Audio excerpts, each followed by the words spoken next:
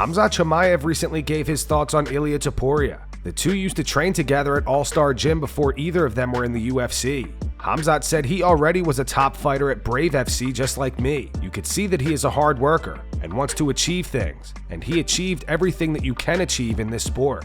The interviewer then asked Khamzat his thoughts on Ilia's trash talk to his opponents. Khamzat replied it wouldn't be interesting if everyone stayed quiet, but we spent some time together, talked and ate together.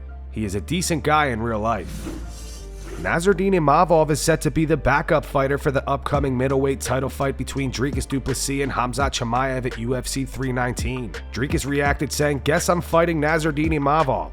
This user replied saying Khamzat could say the same "The f*** he talking about? DDP ain't as witty with it as you all think." Dricus replied saying he could, but it just doesn't hit the mark that well without the title, you know? Gilbert Burns made an appearance on the Pound for Pound podcast today. Burns and Kamaru Usman discussed their 2021 fight when Usman was the welterweight champion. Usman secured a TKO victory over Burns in the third round. Burns mentioned that when he fought Tyron Woodley beforehand, if the match had been close, he would have considered calling out Colby Covington. However, if the fight had been dominant, he was inclined to call out Usman. Given that Burns and Usman have known each other since 2012 and even train at the same gym, Burns admitted that it was a challenging situation.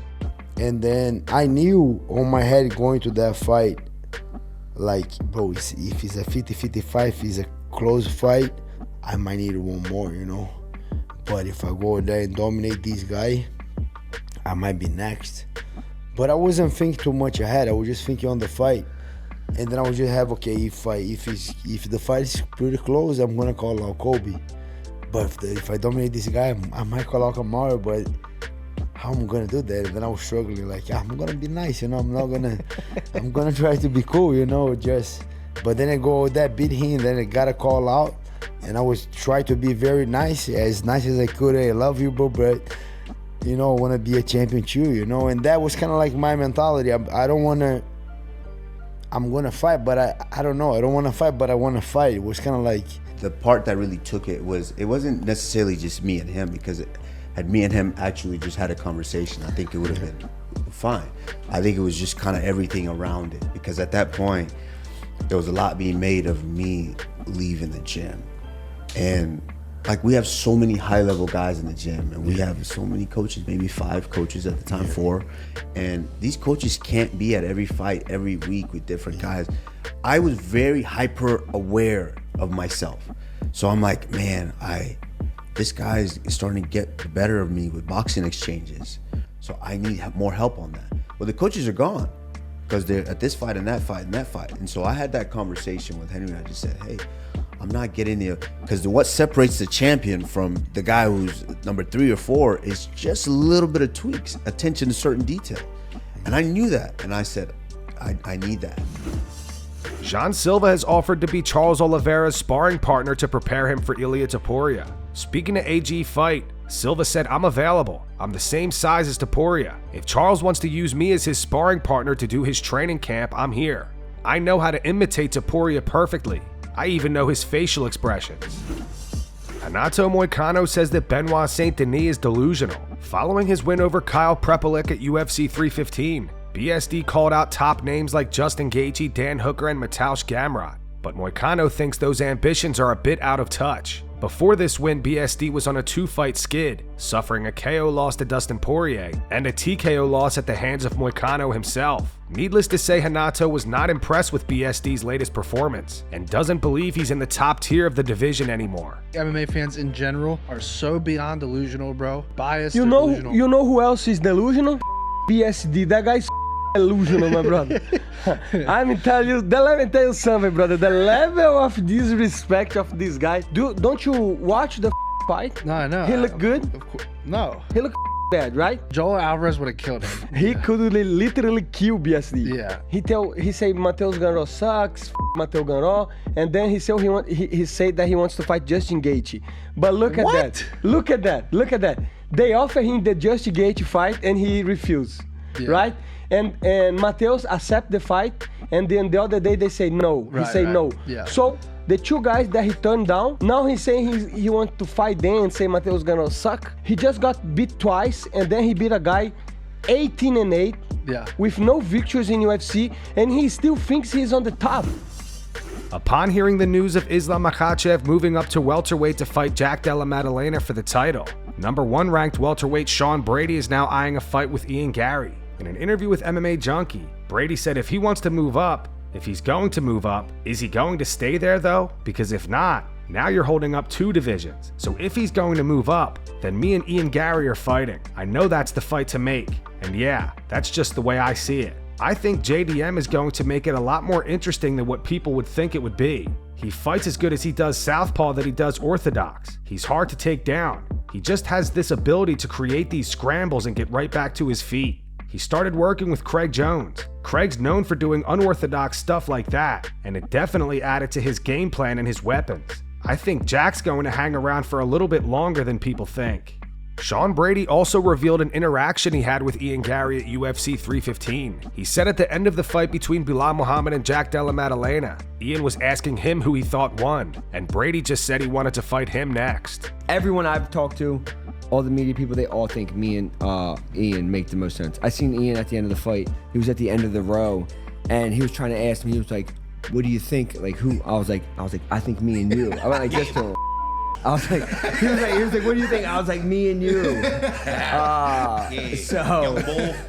But yeah, he knows I want to fight him, and Ian's not scared of me, you know. Nah, he just wants. But I think that's the fight that's going to happen.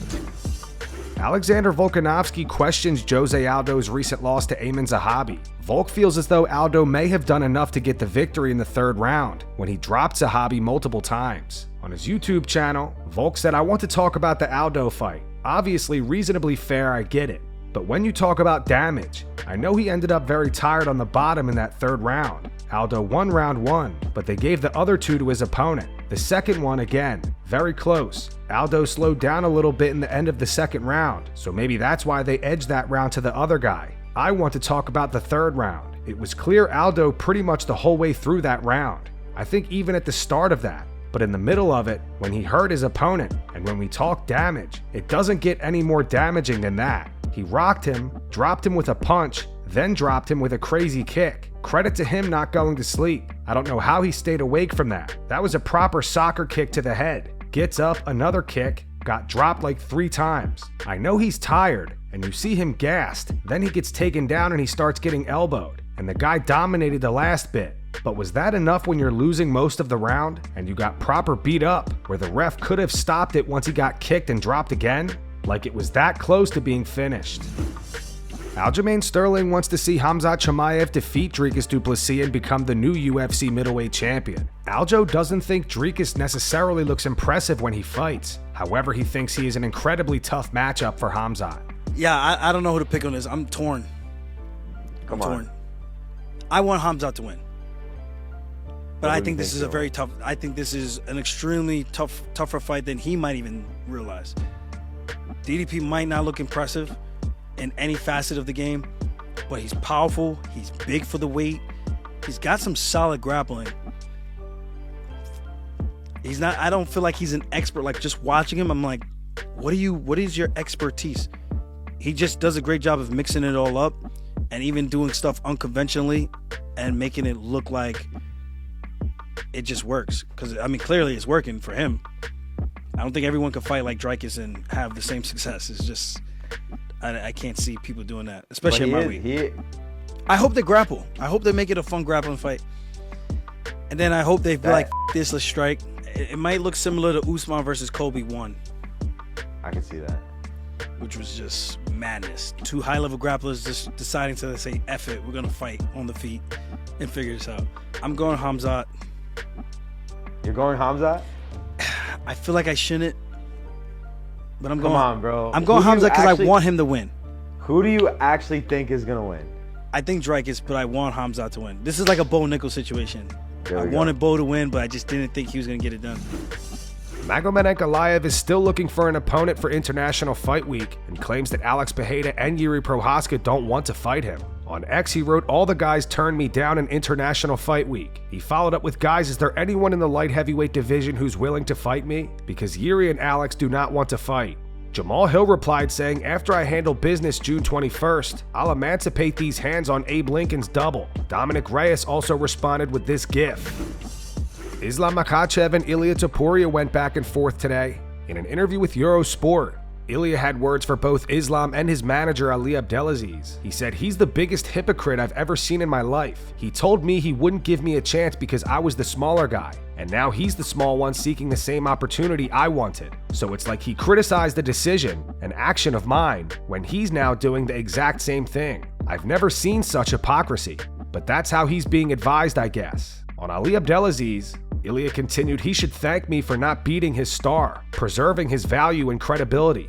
They snuck him out the back door. Everyone knows it. It was the fight everyone wanted to see. I was ready for it. I'd prepared and put everything on the table, but they backed out. From the start, they never once agreed to the fight. They always say I didn't deserve it, didn't want to give another small guy a chance. They never accepted the fight or did me any favors. They only did themselves a favor by escaping in time to keep some credibility and value. Islam responded via X. He wrote, difference between me and you, that I cleaned top list in my division.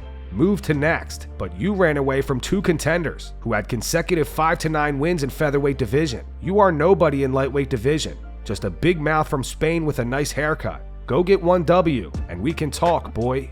Ilia responded saying the difference between you and me is that I am a man and you are a coward. I speak and fight, you talk and hide, run away far, leaving no trace. And that's going to wrap it up for the news. Thanks for watching. For daily MMA news and content, subscribe to Full Mount MMA and click the bell icon to be notified when we post videos. Here are the 3 top comments from last video. These comments are in reference to Islam Makhachev's manager Ali Abdelaziz, saying that Dana White told him if Jack Della Maddalena pulls out of the fight with Islam, he'll have to vacate his welterweight title. The first one's from Zach Rogers. It says, so JDM has to vacate if he pulls out, but John can hold up an entire division, hold a belt for over 800 days, and face no consequences. What a joke. The second one's from Bobby Bands. It says the hypocrisy of Dana White is becoming legendary. SMH. And the final one says, bro, the UFC is becoming such a clown show. Those were the 3 top comments from last video. If you want to be featured in the next one, all you have to do is comment down below. And if you missed yesterday's news, click the video on screen right now to get caught up.